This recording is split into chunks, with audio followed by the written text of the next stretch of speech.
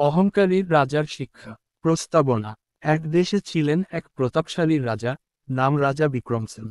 তিনি ছিলেন শক্তিশালী, ধনী ও বুদ্ধিমান, কিন্তু তার হৃদয়ে করুণা ছিল না।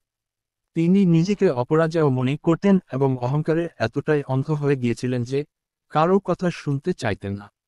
রাজ্যের প্রজারা ছিল দুঃখী। তারা পরিশ্রম করত, কিন্তু রাজার উচ্চ করের কারণে ঠিকমতো খেতে পারত না। মন্ত্রীরা অনেকবার রাজাকে সতর্ক করেছিলেন, কিন্তু তিনি বলতেন, আমি রাজা, আমার আদেশই আইন। প্রজারা দুর্বল হলে সেটা তাদের ব্যর্থতা, আমার নয়। ঋষির ভবিষ্যৎবাণী। একদিন এক বৃদ্ধ ঋষি দরবারে এলেন। তার চেহারায় ছিল জ্ঞানের আভা, কণ্ঠে ছিল প্রশান্তি। তিনি রাজাকে বললেন, মহারাজ, অহংকার মানুষকে ধ্বংসের দিকে নিয়ে যায়। যে শাসক প্রজাদের দুঃখ বোঝে না, তার রাজ্য বেশি দিন টিকে না। রাজা হেসে বললেন, তুমি বৃদ্ধ, তুমি কি বোঝো রাজনীতি আর ক্ষমতা সম্পর্কে?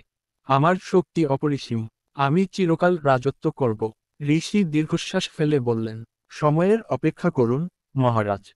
অহংকারের পরিণতি খুব ভয়ঙ্কর হয়। অহংকারের পতন। ঋষির কথায় কর্ণপাত না করে রাজা তার রাজত্ব চালিয়ে গেলেন। কিন্তু কিছুদিন পরেই রাজ্যে ভয়ঙ্কর দুর্ভিক্ষ দেখা দিল। ফসল শুকিয়ে গেল, নদী নালা শুকিয়ে পড়ল, মানুষের খাদ্যাভাব দেখা দিল। প্রজারা কাঁদতে কাঁদতে দরবারে এল এবং বলল, মহারাজ, আমাদের কর মওকুফ করুন, আমাদের সাহায্য করুন। রাজা রুক্ষ কণ্ঠে বললেন, আমি কেন তোমাদের সাহায্য করব? দুর্বলদের সাহায্য করার সময় নেই আমার। প্রজারা হতাশ হয়ে ফিরে গেল।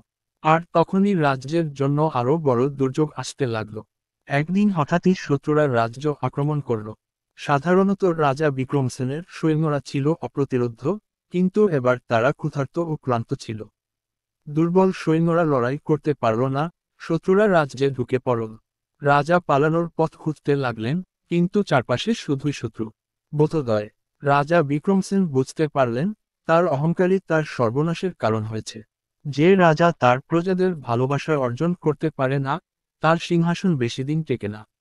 তিনি ছদ্মবেশে পালিয়ে গেলেন এবং বহু পথ পাড়ি দিয়ে সেই বৃদ্ধ ঋষির আশ্রমে পৌঁছালেন। মাথা নত করে বললেন, হে মহান ঋষি, আমি আমার ভুল বুঝতে পেরেছি। আমাকে ক্ষমা করুন, আমাকে পথ দেখান। ঋষি মৃদু হেসে বললেন, ক্ষমতা নয়, মহারাজ, প্রকৃত শাসকের আসল শক্তি প্রজাদের ভালোবাসায়। যদি সত্যিই নিজেকে বদলাতে চাও, তবে ফিরে যাও, প্রজাদের পাশে দাঁড়াও। নতুন শুরু। রাজা বিক্রমসেন নিজের ভুল শুধরানোর শপথ নিলেন। তিনি নতুন করে তার রাজত্ব শুরু করলেন, এবার আর অহংকার নিয়ে নয়, বরং বিনয়ের সঙ্গে।